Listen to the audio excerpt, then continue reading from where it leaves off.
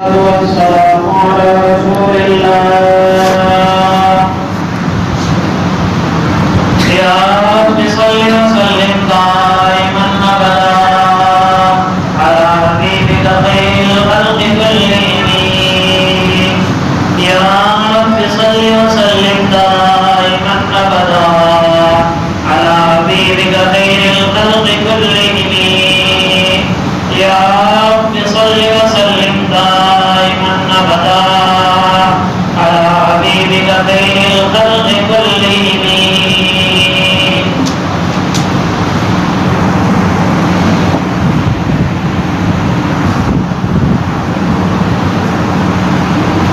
جب آپ کی عمر مبارک 8 سال کی ہوئی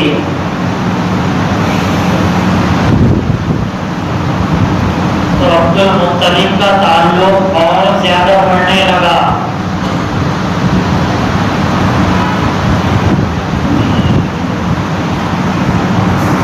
اور عبد المطلب کا یہ عقیدہ تھا کہ اگر کوئی کام کسی سے نہیں ہوتا یا کوئی چیز اگر گم ہو جائے، اگر اللہ کے نبی کو اس کام کے کرنے کے لیے یا اس چیز کے ڈھونڈنے کے لیے اگر بھیجا جائے تو اللہ رب العزت وہ کام بھی کرواتے تھے اور وہ چیز بھی ملا دیتے تھے.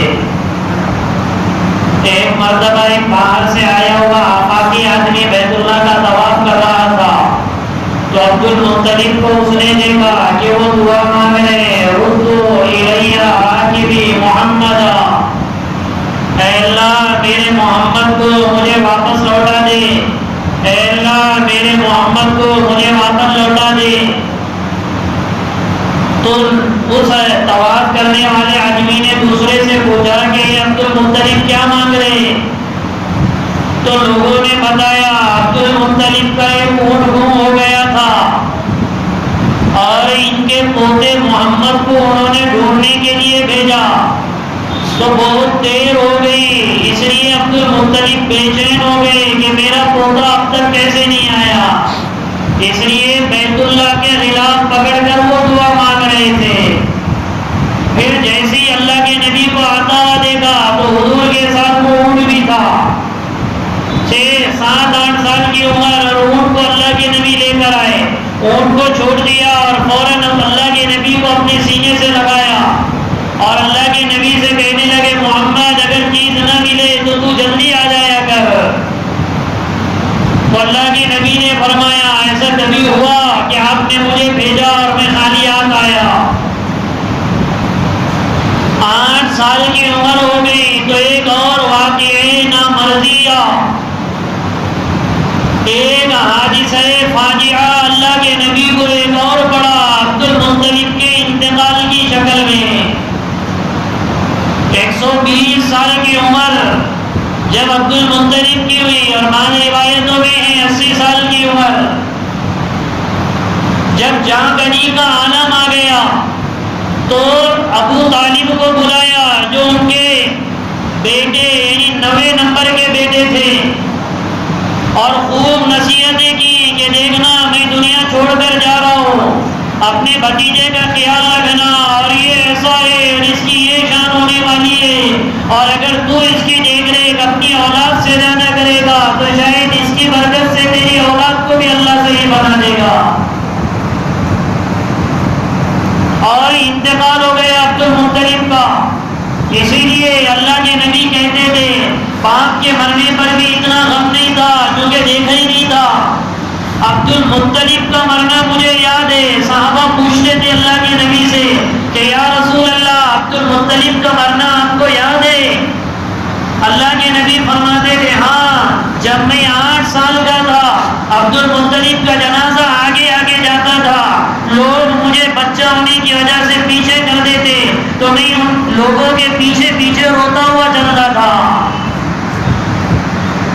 یہ یاد تھا اللہ کے نبی کو. مقام ہجوم میں عبد المطلب کو بھی وہیں دفن کیا گیا، قبرستان ہجوم میں. اور پھر اللہ کے نبی کی پرورش اور آپ کی نگرانی کی ذمہ داری اب ابو طالب پر آئی۔ علی، عقیل، عبداللہ، 3 لڑکے تھے ابو طالب کے، ان تینوں سے زیادہ پیار وہ اللہ کے نبی کو دیتے تھے، اور لڑکیاں بھی زیادہ تھی ابو طالب کو۔ اس لیے ایک دن اللہ کے نبی ان سے کہنے لگے، ابو طالب، میری رائے یہ ہے، میرا ارادہ یہ ہے کہ میں مکہ والوں کی کچھ بکریاں لے کر چراؤں گا، اس سے کچھ پیسے آ جائیں گے تو شاید آپ کی بھی گھر میں آپ کو بھی کچھ کام آ جائے۔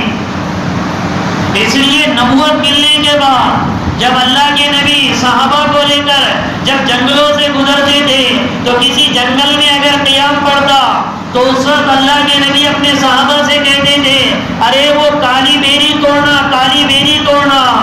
صحابہ کہتے تھے، یا رسول اللہ، آپ کو یہ کالی بیری کی لذت کا کیسے پتا؟ تب اللہ کے نبی کہتے تھے، یہ میرا اس زمانے کا تجربہ ہے جب میں بچپن میں بکریوں کو چرانے جایا کرتا تھا تو بھوک کی شدت لگتی تھی تو بیریوں کو توڑ توڑ کر میں کھاتا تھا، تو اس سے ان کا گھر بھی چلنے لگا اور اللہ کے نبی نے بکریاں بھی چرائی۔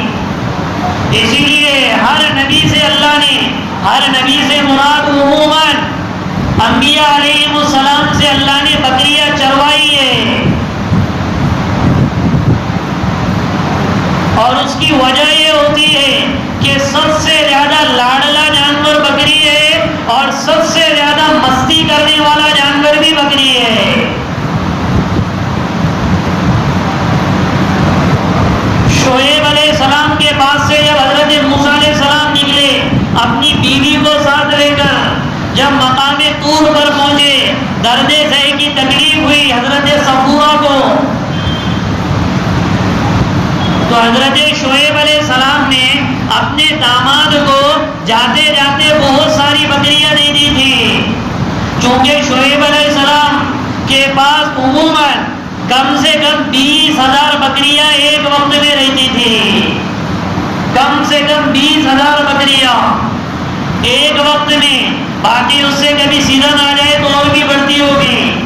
مفسرین نے لکھا ہے کم سے کم حضرت شعیب علیہ السلام کے پاس 20,000 بکریاں۔ تو جب داماد کو چھوڑ رہے تھے تو داماد کو کہا جا رہا ہے یہ 2-5 بکریاں تم بھی لے کر چلے جاؤ، تو حضرت موسیٰ علیہ السلام نے اپنی بکریاں ساتھ لے کر گئی، تو ان بکریوں میں جو سب سے چھوٹا بکری کا بچہ تھا، اس سفر میں حضرت موسیٰ علیہ السلام کو سب سے زیادہ اس نے ستایا، اور یہ بھی اللہ کی قدرت، نبیوں میں سب سے زیادہ بکری نے اگر کسی کو ستایا تو حضرت موسیٰ کو ستایا، اور موسیٰ علیہ السلام سارے نبیوں میں سب سے زیادہ جلالی نبی، 7.5 کلومیٹر تک بھگایا موسیٰ علیہ السلام کو اس بکری کے بچے نے، پہلی کے تالاب تک۔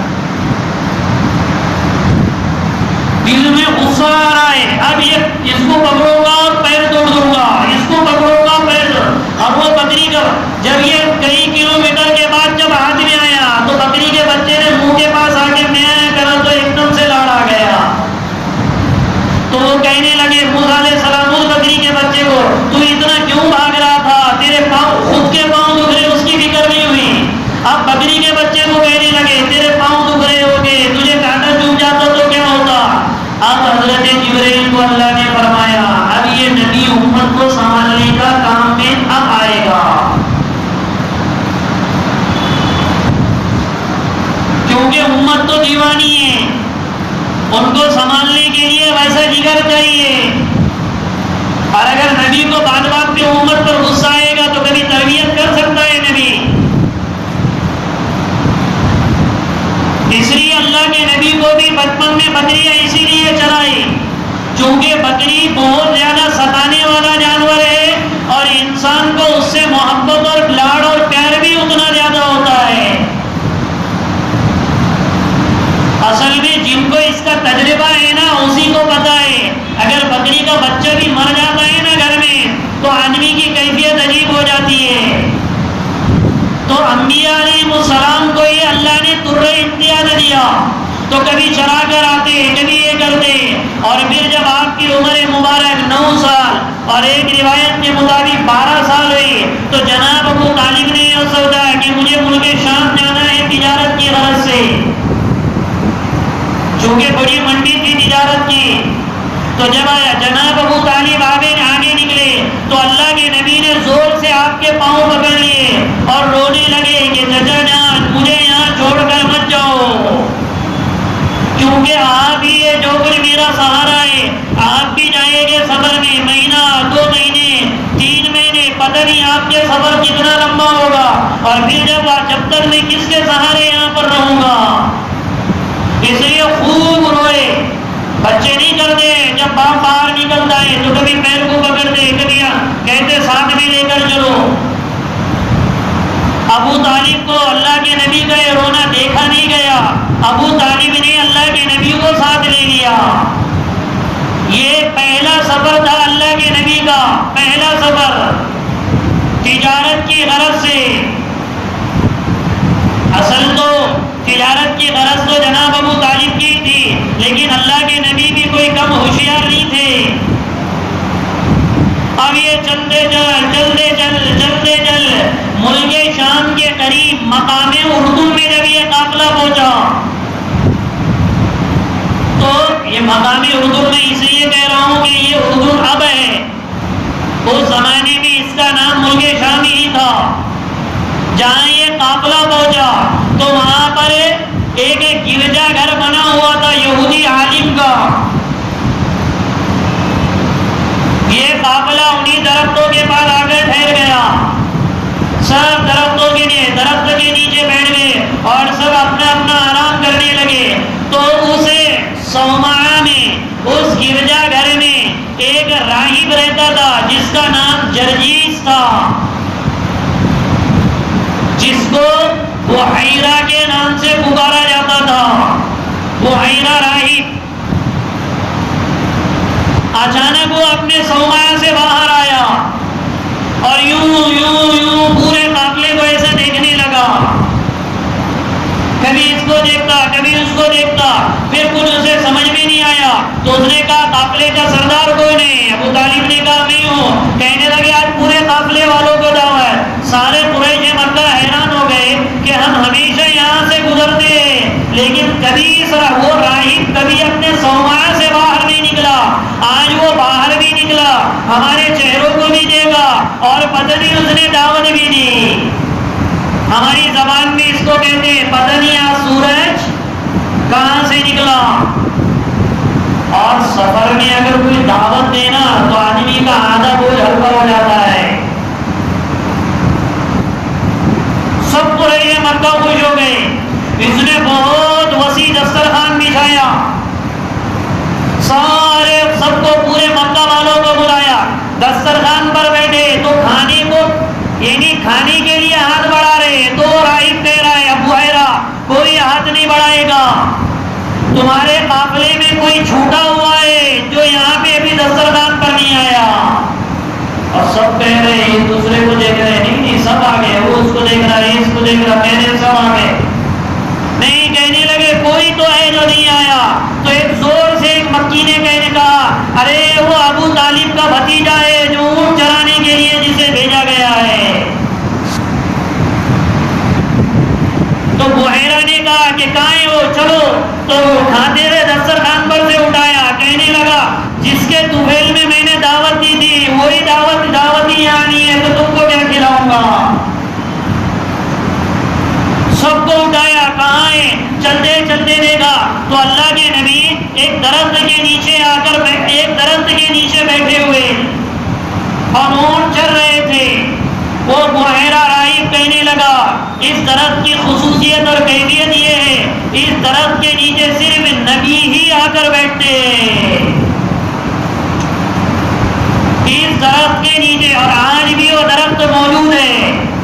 اردن کے صحرا میں وہ درخت، سارے درخت ختم ہو گئے، پورے صحرا بھی ختم ہو گیا. وہ درخت آج بھی ایسا ترو تازہ ہے، ایسا لگتا ہے جیسا پانی دیا گیا اس کو ابھی.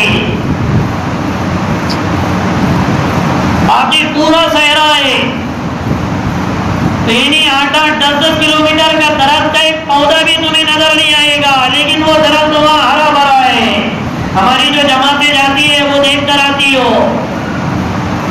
اردن میں جو جماعتیں گئی تھی، وہ بحیرہ راہب کہنے لگا ارے آئیے اس بچے کے طفیل میں نے تم سب کو دعوت دی کہ تمہیں پتہ نہیں اللہ کا نبی ہونے والا ہے. اور وہ کہنے لگا کہ دیکھو میں اس بچے کو بلاتا ہوں، یہ درخت اس بچے کو کیسا سجدہ کریں گے. جیسے انہوں نے بلایا، ابو طالب نے محمد بیٹا ادھر آؤ، اللہ کے نبی نے اونٹوں کو جوڑا. جب اللہ کے نبی آگے آگے آنے لگے تو جیسے جیسے اللہ کے نبی آگے جاتے درخت یوں جھکتے پھر اٹھ جاتے، پھر یوں جھکتے پھر اٹھ جاتے، پھر یوں جھکتے پھر اٹھ جاتے. بحیرہ کہنے لگا ذرا نظر ڈالو یہ اللہ کا نبی ہے. اور کہنے لگا اس کے دو شانوں کے بیچ میں یہ جو مونڈا ہے، اس دو مونڈوں کے بیچ میں سیب کی طرح مہر نبوت لگی ہوئی ہے. بھاگتے بھاگتے خود بحیرہ گیا، اس میں جب اس نے یعنی آپ کی چادر مبارک اٹھا کر دیکھی تو وہاں سیب کی طرح نشان تھا. وہ کہنے لگا یہ علامت ہے کہ اللہ کے نبی ہے. اور کہنے لگا اس کا باپ کون ہے؟ تو وہی واقعہ ابو طالب نے کہا میں اس کا باپ ہوں. بحیرہ کہنے لگا جھوٹ کیوں کہہ رہا ہے، تجھے تو جھوٹ بھی بولنا نہیں آتا. وہ کہنے لگا نہیں نہیں میں یہ باپ ہوں. کہنے لگا اس کا باپ تو اس کے دنیا میں آنے سے پہلے مر جائے گا، اور تو کہاں سے اس کا؟ تو وہ کہنے لگا نہیں چچا بھی چونکہ باپ کے درجے میں ہوتا. تو وہ کہنے لگا منتی کھیلنا شروع کر دیا. تو کہنے لگے کہہ دو نا سیدھا کہ چچا ہے باپ نہیں ہے، کیونکہ ماں باپ کا سایہ اس نبی سے پہلے ہی رخصت ہو چکا ہوگا، یہ ہماری کتابوں میں لکھا ہے. اور کہنے لگے اسے ملک شام نہ لے جاؤ، اس بچے کو ملک شام مت لے جاؤ، وہ ملک شام یہودیوں کا گڑھ ہے. جیسے ہی ان کے چہروں کو دیکھیں گے آنکھوں کی سرخی، کیونکہ آنکھوں میں اللہ کے نبی کی ایک لال سرخی تھی جو موت تک باقی رہی بچپن سے، یہ علامت تھی، یہ بھی اللہ کے نبی کی خوبصورتی کو بڑھاتی تھی. تو یہودی عموماً اللہ کے نبی کی بعض مرتبہ آنکھوں سے بھی پہچان دیتے تھے یہ اللہ کا نبی ہے. ایک سرخ ڈوری تھی اللہ کے نبی کی آنکھوں میں حسن کے لیے، جس سے اللہ کے نبی کا حسن اور بڑھ جاتا تھا. تو بحیرہ راہب کہنے لگا ابو طالب سے کہ میں تمہیں اللہ کا راستہ دیتا ہوں، تم انہیں ملک شام نہ لے جاؤ بلکہ واپس مکہ لے جاؤ. ابھی گفتگو چل ہی رہی تھی کہ ملک شام سے 7 رومی گھوڑے پر سوار بھاگتے بھاگتے بھاگتے اس قافلے میں آئے. بحیرہ راہب نے پوچھا تم کیوں آئے، کبھی تو آتے نہیں ادھر. کہنے لگے نہیں ہم کو ہمارے علماء نے بھیجا ہے، انہوں نے کہا ہے اس مہینے میں اللہ کا آخری نبی ملک شام کی طرف سفر کرنے والا ہے. ہم کو ہمارے علماء نے بھیجا کہ اس مہینے میں اللہ کا آخری نبی اس مہینے میں ملک شام کی طرف سفر کرنے والا ہے. تو ہم کو اس لیے بھیجا ہمارے علماء نے کہ اس نبی کو گرفتار کر کے ہمارے پاس لے کر آ جاؤ، ہمارے خاندان سے رہے گا تو ہم نبی مان لیں گے، ہمارے خاندان سے نہیں ہوگا تو قتل کر دیں گے. بحیرہ چونکہ وہ بھی ان کا عالم تھا، وہ بھی یہودی عالم تھا، اس نے ان ساتھوں کو بٹھایا رومیوں کو اور کہنے لگا کہ دیکھو کیا تمہارا اس پر عقیدہ ہے اللہ جو کرنا چاہے وہ ہو کر رہے گا. تو ساتھوں نے کہا ہمارا عقیدہ ہے. تو وہ کہنے لگا کہ جس نیت سے تم آئے ہو اب وہ نیت بدل لو، کیونکہ اللہ نے وہ نبی پیدا بھی کر دیا اور دوسرے خاندان میں پیدا کیا، بنو اسحاق میں نہیں بنو اسماعیل میں پیدا کیا.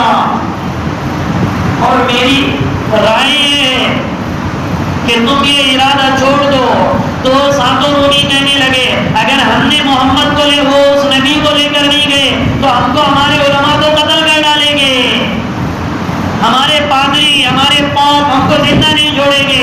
تو بحیرہ کہنے لگا پھر تم ساتوں یہیں پر رہ جاؤ. تو پھر وہ ساتوں بحیرہ ہی کے طرف بحیرہ ہی کے اسے صومعہ اور گرجا میں ہو رہے. پھر ابو طالب نے حضرت بلال اور ابو بکر صدیق رضی اللہ عنہ کے ہاتھ سے اللہ کے نبی کو واپس مکہ بھیجا کہ بھی تم اس अब तुम दोबारा, क्योंकि अल्लाह के नबी भी देख रहे थे, इसलिए अब अल्लाह के नबी ने जिद नहीं की कि मुझे मुल्के शाम जाना है, बल्कि वहीं से हजरत बिलाल और अबू बकर, जो अभी तक न बिलाल ईमान लाए थे ना अबू बकर वे ईमान, क्योंकि अल्लाह के नबी अभी बचपन में थे, इसलिए अबू बकर और हजरत बिलाल इन दोनों के हाथ से अबू तालिब ने इनको रवाना कर दिया।